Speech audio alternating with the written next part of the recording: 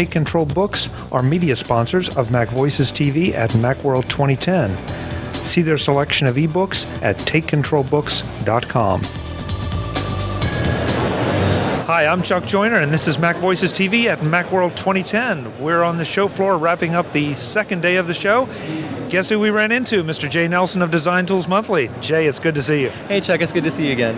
It's so much nicer when you're not this big by this big on Skype. It's a whole lot better that way. It is, yeah. Oh, so how's the show been for you? It's been great. Yeah, I like the size of it. I like the energy of it. It seems like the people here are more actively involved with wanting to be here instead of being sent by their companies, Even the media room, because I'm a journalist, the media room is a lot better because it's not filled, like I said, with people who were sent here to report on Steve Jobs or something like that. They're people who care to be here. I hadn't even thought about that aspect of it, but you're right. That is the media room. It's busy, but it's not crushed, and you know most of the people. Yeah, exactly. It's the people I want to see. In fact, I think that's the thing for the whole show is it's people I want to see, not the others. Okay, now you come at it from a design, graphics, that desktop publishing, that kind of perspective. Is this a success, or is this just not really down your alley? Well, there's always a number of companies here that are related to the creative community, graphic design and all that, but I've noticed a significant reduction in all of that. There's no musician center. There's, the equipment's not there. I was looking forward to that. I come here to play, I come here to meet with my friends and play. And if I run into a few things related to the kind of work that I do, well, great, I'll pick that up too. So I do a few interviews. But yeah, I couldn't find the music people that I wanted to sort of get some, good stuff from. And I think the graphics world is the same way. A lot of them just went away. But on the other hand, call it, I don't know what you call it, when you're new to something and you don't know any better. You got the little guys out there who are out here pounding away anyway with their little tool that they created. And that's the part that I always went to first anyway at Macworld. I always check the periphery first and look at the little guys with their new little thing. And once in a while there's something that's just, well, that's perfect, that's wonderful, great idea. And they're still here. They keep showing up, So for me, the show isn't a whole lot different. Same great people. It's still a lot of fun. As long as I've been coming to Macworlds, the buzz has always been in the little booths. Sure, Apple brings out the iPhone, you go over, you bow to it, and then you go and see the little, the other stuff. So when Apple said they weren't coming, it's like, okay, that's kind of a shock, and it doesn't make sense to a lot of us, but it didn't bother me because I never was in the Apple booth anyway. I was out checking the little booths. Completely, yeah. I might go by and just to see what does the booth look like, and then off I go because, there's an Apple store, 3 blocks away, a big one. And they know that too. So yeah, same thing. Apple, Adobe, any of the big boys. It's like, okay, I know what you got. I'm glad you're here because you're helping pay for all the other ones, to be here, make a bigger presence and all. But I can totally understand them not needing to be here, and I don't need them here either. Yeah, exactly. Sorry, guys. Yeah. Okay, well, Adobe will not be sponsoring. Jay, tell us about, you do Design Tools Weekly, of course. Yeah. You do the podcast with Jeff Gamet. Uh-huh. You do Design Tools Monthly, the publication for graphic professionals. Yep. What else is going on? Because I know one other thing that's going on. Well, yeah. Well, given all my spare time, it's really funny. I've always loved typefaces and fonts and font designers and font history, and it's in my blood or something. Actually, it is. In any case, recently I've had an opportunity to do quite a bit more of showing people how fonts work and what the value is, and just how the whole world works around fonts. And so Macworld gave me a monthly column. So I have a monthly column in Macworld magazine on fonts. It's online, and it's almost always in the printed version as well. And so that's really fun for me. And I get to review quite a few font-related products, all the font management products I'm reviewing for Macworld, and also for Layers magazine, the Kelby gang over there. So I get to get my voice heard in a number of different places, as well as the podcast and the newsletter.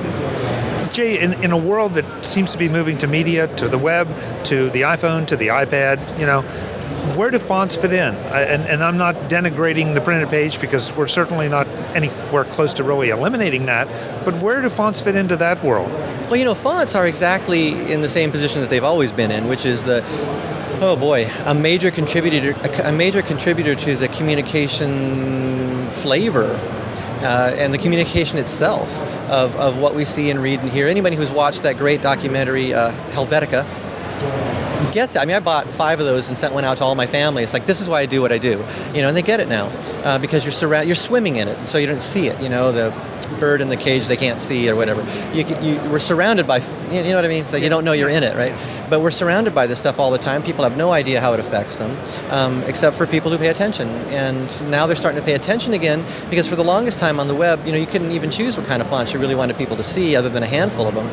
So that whole generation of designers really didn't have any reason to pay attention to typefaces and what they do for the message they're trying to create. Well, now they do, because there's some new web technologies that are up and coming in this next year that are going to make it possible to include any kind of font that you want to use in any of your designs on web pages. And we're seeing some of the new devices come out with higher and higher resolution, which makes font choices even more important. Exactly, and companies like Ascender, the old monotype guys that spun off to do that, they're OEM developers for the kinds of font interface, fonts for interfaces that these new little devices have, and they can't even keep up with the demand because it's just so important, that thing looks like what it needs to look like to project the image that you need to project.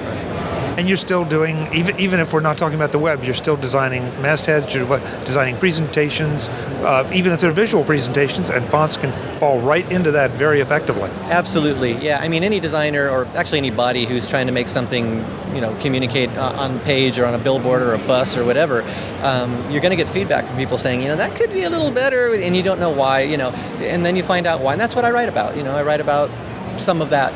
How do you make sure that the fonts, that you have the greatest access to the opportunities that are available through all the different font options that have always been around.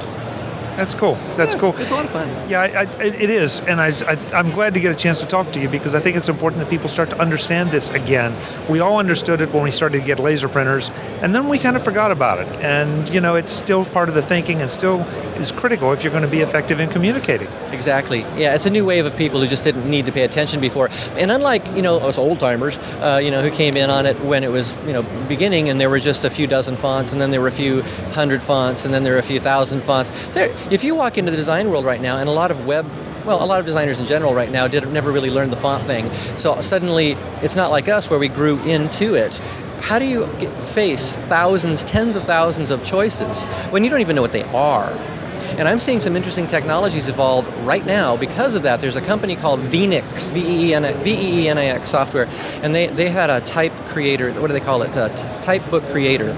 And the new version of it has an energy label, where it actually analyzes the shapes of the letters and assigns an energy level to them, so that if, say, you're designing a CD cover for Metallica versus a children's book, you have some different ideas of, it's pretty obvious what's going to be work for each one. But with 10,000 fonts, which ones are those? You can go by color. You can say, yep, I need I need the calm and happy ones, or I need the energetic, whatever. So that's cool. And the second thing is a company called Type DNA out of Stockholm, Sweden. And Type DNA, they've got a little database engine that also analyzes the fonts. And in their case, you find fonts you like that kind of go with what you want. You can then it'll then give you complementary fonts that would go with it in a contrasty kind of way. Or, I like this, show me more like it, because this one isn't quite the one I want. And it's like having a human, almost type expert there helping you filter them out. And that's something we've needed for a long time, and now there's a demand for it, so hey. And I know there are going to be people that watch this episode and say, yeah, this is a little design geeky for me.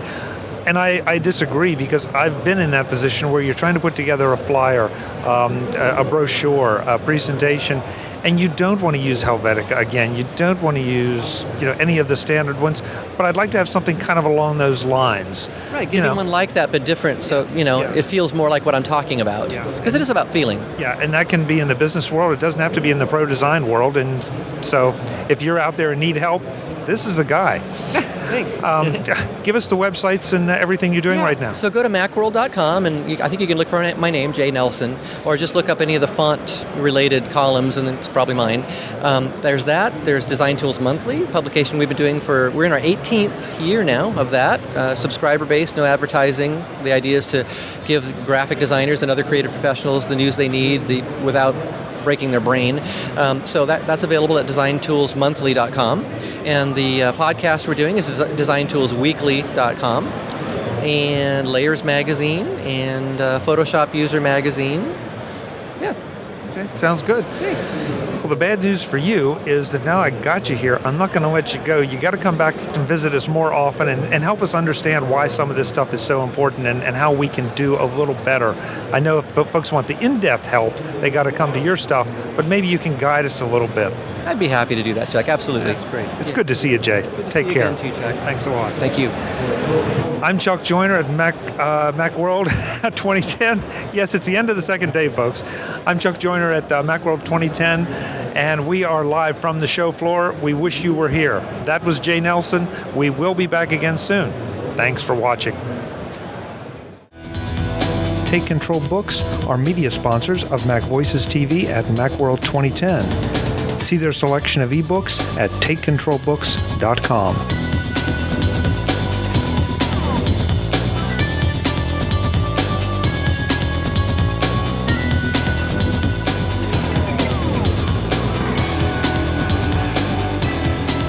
MacVoices TV is part of the MacVoices Group and a member of Mac Level 10.